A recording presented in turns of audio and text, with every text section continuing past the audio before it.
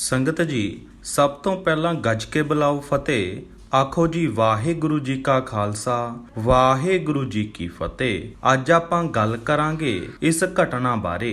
ਤੁਸੀਂ ਵੀਡੀਓ ਦੇ ਆਖਿਰ ਤੱਕ ਬਣੇ ਰਹੋ ਅਤੇ ਕਮੈਂਟਾਂ ਦੇ ਵਿੱਚ ਵਾਹਿਗੁਰੂ ਲਿਖ ਕੇ ਹਾਜ਼ਰੀ ਜ਼ਰੂਰ ਲਗਵਾਓ। ਜੋ ਕਿ ਉਹਨਾਂ ਦੇ ਅੱਖਾਂ ਮੂਹਰੇ ਹੋਈ ਘਟਨਾ ਹੈ। ਉਹ ਦੱਸਦੇ ਨੇ ਕਿ ਦਰਬਾਰ ਸਾਹਿਬ ਤੋਂ ਸੰਤ ਬਾਬਾ ਕਰਨੈਲ ਸਿੰਘ ਜੀ ਨੇ ਕਾਫੀ ਸਮਾਂ ਹਰਮੰਦਰ ਸਾਹਿਬ ਗੁਰਦੁਆਰੇ ਵਿੱਚ ਸੇਵਾ ਕੀਤੀ ਤੇ ਕਾਰ ਸੇਵਾ ਦੇ ਲਈ ਉਹ ਗ੍ਰਾਹੀ ਕਰਨ ਵਾਸਤੇ ਨੇੜੇ ਵੱਖਰੇ ਵੱਖਰੇ ਪਿੰਡਾਂ ਦੇ ਵਿੱਚ ਰੋਜ਼ ਖੁਦ ਜਾਇਆ ਕਰਦੇ ਸੀ। ਪਰ ਇੱਕ ਪਿੰਡ ਅਜਿਹਾ ਸੀ ਜਿੱਥੇ ਉਹ ਰੋਜ਼ਾਨਾ ਸਾਰੀ ਉਮਰ ਜਾਂਦੇ ਰਹੇ ਤੇ ਉਸ ਪਿੰਡ ਦੇ ਵਿੱਚੋਂ ਰੋਜ਼ ਉਹ ਗ੍ਰਾਹੀ ਕਰਦੇ।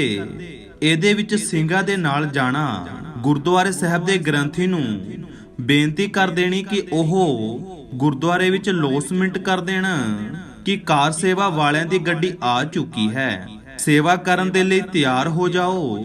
ਤੇ ਆਪ ਸਭ ਤੋਂ ਪਹਿਲਾਂ ਪਿੰਡ ਦੇ ਵਸਨੀਕ ਭਾਈ ਗੁਰਦਾਸ ਸਿੰਘ ਅਤੇ ਮਾਤਾ ਚਰਨ ਕੌਰ ਦੇ ਘਰ ਪ੍ਰਸ਼ਾਦਾ ਛਕਣ ਵਾਸਤੇ ਜਾਂਦੇ ਸਨ। ਪਿੰਡ ਵਿੱਚ ਆ ਕੇ ਸਭ ਤੋਂ ਪਹਿਲਾਂ ਉਸੇ ਗੁਰਦਾਸ ਸਿੰਘ ਤੇ ਮਾਤਾ ਚਰਨ ਕੌਰ ਦੇ ਘਰ ਪ੍ਰਸ਼ਾਦਾ ਹੀ ਛਕਦੇ ਸੀ ਤੇ ਫਿਰ ਗੁਰਦਾਸ ਸਿੰਘ ਨੂੰ ਲੈ ਕੇ ਪਿੰਡ ਦੇ ਵਿੱਚ ਗ੍ਰਾਹੀ ਕਰਦੇ ਸੀ। ਲੱਸੀ ਦੇ ਨਾਲ ਪ੍ਰਸ਼ਾਦਾ ਛਕ ਕੇ ਉਹਨਾਂ ਨੇ ਕਹਿਣਾ ਗੁਰਦਾਸ ਸਿੰਘ ਸੇਵਾ ਕਰੀਏ ਤੇ ਗੁਰਦਾਸ ਸਿੰਘ ਨਾਲ ਹੋ ਕੇ ਸਾਡੇ ਪਿੰਡ ਦੇ 3-4 ਨੇੜੇ ਪਿੰਡਾਂ ਦੇ ਵਿੱਚ ਉਹਨਾਂ ਦੀ ਗ੍ਰਾਹੀ ਕਰਵਾਉਂਦਾ ਸੀ। ਇਹ ਸੇਵਾ ਗੁਰਦਾਸ ਸਿੰਘ ਪਿਛਲੇ 18 ਸਾਲਾਂ ਤੋਂ ਇੰਜ ਹੀ ਬਾਬਾ ਕਰਨੈਲ ਸਿੰਘ ਜੀ ਨਾਲ ਕਰਦੇ ਆ ਰਹੇ ਸੀ। ਦੱਸਿਆ ਜਾਂਦਾ ਹੈ ਕਿ ਗੁਰਦਾਸ ਸਿੰਘ ਦੇ ਘਰ 5 ਲੜਕੀਆਂ ਸੀ ਪਰ ਲੜਕਾ ਕੋਈ ਵੀ ਨਹੀਂ। 18 ਸਾਲ ਤੋਂ ਬਾਬਾ ਜੀ ਨਿਤ ਪ੍ਰਸ਼ਾਦਾ ਛਕਦੇ ਸੀ। ਨਾ ਤਾਂ ਕਦੇ ਪਰਿਵਾਰ ਨੇ ਕਿਹਾ ਕਿ ਸਾਨੂੰ ਪੁੱਤਰ ਦੀ ਦਾਤ ਦੀ ਅਰਦਾਸ ਕਰ ਦਿਓ ਤੇ ਨਾ ਹੀ ਕਦੇ ਬਾਬਾ ਜੀ ਨੇ ਅਰਦਾਸ ਕਰਨ ਦੇ ਲਈ ਕਿਹਾ। ਪ੍ਰਸ਼ਾਦਾ ਛਕਣ ਤੋਂ ਬਾਅਦ ਪਰਮਾਤਮਾ ਦਾ ਸ਼ੁਕਰਾਨਾ ਕਰਦੇ ਤੇ ਉਹ ਗ੍ਰਾਹੀ ਵਾਸਤੇ ਨਿਕਲ ਜਾਂਦੇ। 18 ਸਾਲਾਂ ਦੇ ਵਿੱਚ ਚਰਨ ਕੌਰ ਨੇ ਇੱਕ ਵੀ ਵਾਰ ਪੁੱਤਰ ਦੀ ਦਾਤ ਨਹੀਂ ਮੰਗੀ ਤੇ ਨਾ ਹੀ ਕੋਈ ਅਰਦਾਸ ਕਰਵਾਈ। ਸੋ ਸਮਾਂ ਲੰਘਿਆ ਤਾਂ 5 ਧੀਆਂ ਦੇ ਵਿੱਚੋਂ 2 ਧੀਆਂ ਜਵਾਨ ਹੋਈਆਂ। ਗੁਰਦਾਸ ਸਿੰਘ ਨੇ ਸੋਚਿਆ ਕਿ 5 ਧੀਆਂ ਹਨ, 2-2 ਕਰਕੇ ਵਿਆਹ ਦਿੰਦੇ ਹਾਂ ਤਾਂ ਫਿਰ ਹੌਲੀ-ਹੌਲੀ ਸਾਰੀਆਂ ਧੀਆਂ ਦਾ ਵਿਆਹ ਹੋ ਜਾਵੇਗਾ। ਨਹੀਂ ਤਾਂ 5 ਧੀਆਂ ਵਿਆਹੁਣੀਆਂ ਕਿੰਨੀਆਂ ਔਖੀਆਂ ਨੇ, ਆਪਾਂ ਸਾਰਿਆਂ ਨੂੰ ਪਤਾ ਹੀ ਹੈ। ਇਹ ਸੋਚ ਕੇ ਉਸਨੇ ਆਪਣੀ 2 ਧੀਆਂ ਦੇ ਜੋ ਨੌਜਵਾਨ ਹੋ ਚੁੱਕੀਆਂ ਸੀ ਯੋਗਵਰ ਲੱਭ ਕੇ ਉਹਨਾਂ ਦਾ ਆਨੰਦ ਕਾਰਜ ਕਰਵਾ ਦਿੱਤੇ। ਘਰ ਵਧੀਆ ਮਿਲੇ ਗਏ ਤੇ ਧੀਆਂ ਖੁਸ਼ ਸਨ। ਤੇ ਫਿਰ 2 ਧੀਆਂ ਹੋਰ ਜਵਾਨ ਹੋਣ ਲੱਗੀਆਂ ਤੇ ਉਹਨਾਂ ਦਾ ਕਾਰਜ ਕਰਨ ਵਾਸਤੇ ਗੁਰਦਾਸ ਸਿੰਘ ਸੋਚ ਹੀ ਰਿਹਾ ਸੀ। ਉਸ ਸਮੇਂ ਤੱਕ ਚਰਨ ਕੌਰ ਦੀ ਉਮਰ ਕੁਝ 56 ਕੁ ਸਾਲਾਂ ਦੀ ਰਹੀ ਹੋਵੇਗੀ। ਇੱਕ ਦਿਨ ਬਾਬਾ ਕਰਨੈਲ ਸਿੰਘ ਜੀ ਉਹਨਾਂ ਦੇ ਪਿੰਡ ਆਏ, ਗੱਡੀ ਗੁਰਦੁਆਰੇ ਦੇ ਸਾਹਮਣੇ ਖੜੀ ਕੀਤੀ ਅਤੇ ਗ੍ਰੰਥੀ ਸਿੰਘ ਨੂੰ ਕਿਹਾ ਕਿ ਅਨਾਉਂਸਮੈਂਟ ਕਰ ਦਿਓ ਤੇ ਸਾਰੇ ਪਿੰਡ ਸੇਵਾ ਲਈ ਤਿਆਰ ਹੋ ਜਾਵੇ। ਆਪਾਂ ਗੁਰਦਾਸ ਦੇ ਘਰ ਪ੍ਰਸ਼ਾਦਾ ਛਕ ਕੇ ਆਵਾਂਗੇ। ਗ੍ਰੰਥੀ ਸਿੰਘ ਕਹਿਣ ਲੱਗੇ ਕਿ ਬਾਬਾ ਜੀ ਕਾਰ ਸੇਵਾ ਦੀ ਅਨਾਉਂਸਮੈਂਟ ਤਾਂ ਮੈਂ ਕਰ ਦਿੰਨਾ ਹਾਂ, ਪਰ ਜਿਹੜੇ ਘਰੋਂ ਤੁਸੀਂ ਅੱਜ ਪ੍ਰਸ਼ਾਦਾ ਛਕਣ ਚੱਲੇ ਹੋ ਉਸ ਘਰ ਤੁਹਾਨੂੰ ਅੱਜ ਪ੍ਰਸ਼ਾਦਾ ਨਹੀਂ ਮਿਲਣਾ। ਬਾਬਾ ਜੀ ਬੜੇ ਹੈਰਾਨ ਹੋਏ ਤੇ ਪੁੱਛਣ ਲੱਗੇ ਕਿ ਇੰਜ ਕਿਉਂ ਕਹਿ ਰਹੇ ਹੋ?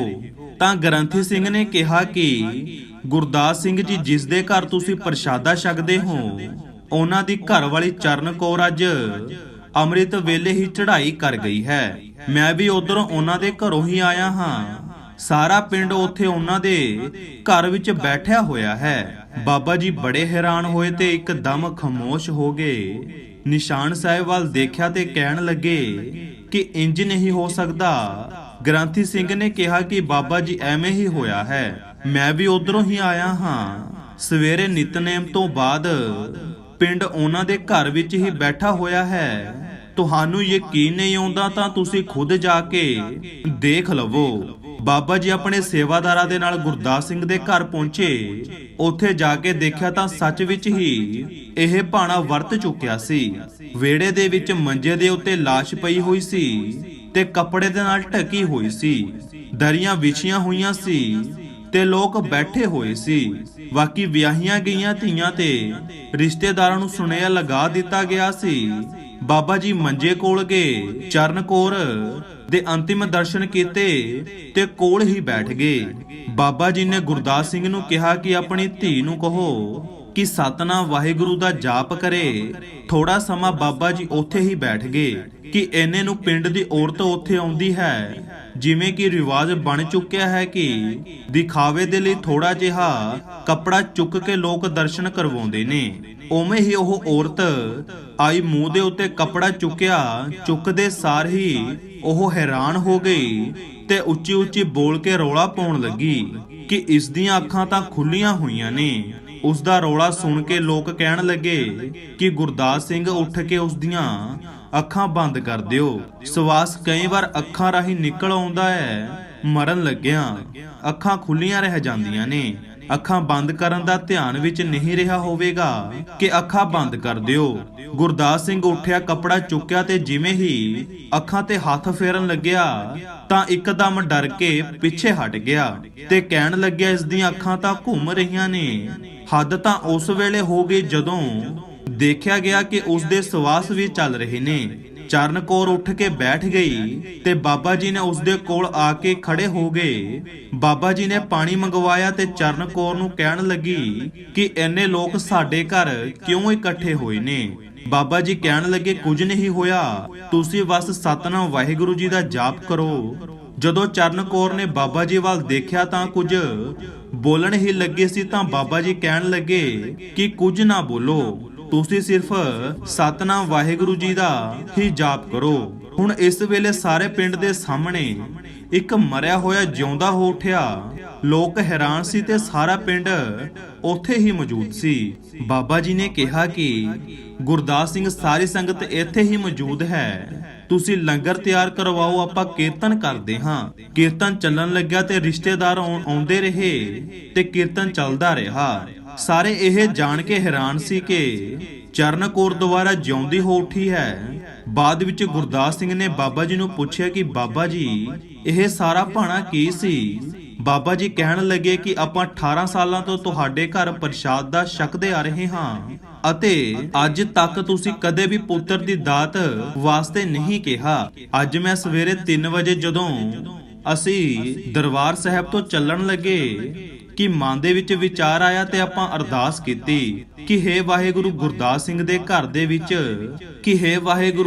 ਗੁਰਦਾਸ ਸਿੰਘ ਘਰ ਦੇ ਵਿੱਚ ਪੁੱਤਰ ਦੀ ਸੇਵਾ ਦਾ ਕੋਈ ਦਾਨ ਬਖਸ਼ੋ। ਤਾਂ ਪਿੰਡ ਵਿੱਚ ਆ ਕੇ ਪਤਾ ਚੱਲਿਆ ਕਿ ਚਰਨ ਕੌਰ ਨਹੀਂ ਰਹੇ ਤੇ ਫਿਰ ਮਨ ਦੇ ਵਿੱਚ ਆਇਆ ਕਿ ਪਰਮਾਤਮਾ ਦੇ ਅੱਗੇ ਕੀਤੀ ਗਈ ਅਰਦਾਸ ਕਿਵੇਂ ਖਾਲੀ ਹੋ ਸਕਦੀ ਹੈ।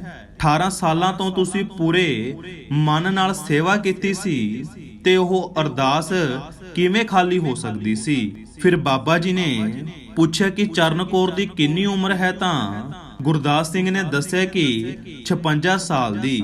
ਬਾਬਾ ਜੀ ਨੇ ਵਚਨ ਕੀਤੇ ਕਿ ਇੰਨੀ ਹੀ ਉਮਰ ਹੋਰ ਚਰਨ ਕੌਰ ਦੀ ਵੱਧ ਜਾਵੇਗੀ।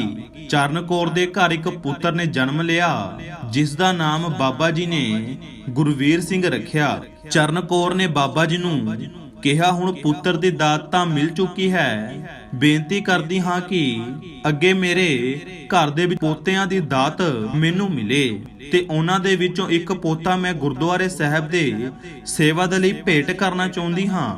ਉਹਨਾਂ ਦੇ ਘਰ 4 ਪੋਤੇ ਹੋਏ ਜਿਨ੍ਹਾਂ ਦੇ ਵਿੱਚੋਂ ਇੱਕ ਪੋਤਾ ਕਾਰ ਸੇਵਾ ਹਰਮੰਦਰ ਸਾਹਿਬ ਵਿੱਚ ਅੱਜ ਵੀ ਸੇਵਾ ਨਿਭਾ ਰਿਹਾ ਹੈ ਤੇ ਮਾਤਾ ਚਰਨ ਕੌਰ 110 ਸਾਲਾਂ ਦੇ ਪੂਰੇ ਹੋ ਕੇ ਮਰੇ। ਸੋ ਸਾਧ ਸੰਗਤ ਜੀ, ਵੀਡੀਓ ਨੂੰ ਲਾਈਕ ਅਤੇ ਰਿਸ਼ਤੇਦਾਰਾਂ ਦੇ ਨਾਲ ਸ਼ੇਅਰ ਜ਼ਰੂਰ ਕਰਿਓ ਜੀ। ਜੇਕਰ ਵੀਡੀਓ ਵਧੀਆ ਲੱਗੀ ਤਾਂ ਚੈਨਲ ਨੂੰ ਸਬਸਕ੍ਰਾਈਬ ਕਰ ਲਵੋ ਅਤੇ ਬੈਲ ਆਈਕਨ ਨੂੰ ਦਬਾ ਲੈਣਾ, ਜਿਸ ਨਾਲ ਸਾਡੀ ਹਰ ਨਵੀਂ ਵੀਡੀਓ ਸਭ ਤੋਂ ਪਹਿਲਾਂ ਤੁਹਾਡੇ ਤੱਕ ਪਹੁੰਚ ਜਾਵੇਗੀ। ਮਿਲਦੇ ਹਾਂ ਅਗਲੀ ਵੀਡੀਓ ਵਿੱਚ, ਉਦੋਂ ਤੱਕ ਗੱਜ ਕੇ ਬੁਲਾਓ ਫਤਿਹ। ਆਖੋ ਜੀ ਵਾਹਿਗੁਰੂ ਜੀ ਕਾ ਖਾਲਸਾ, ਵਾਹਿਗੁਰੂ ਜੀ ਕੀ ਫਤਿਹ।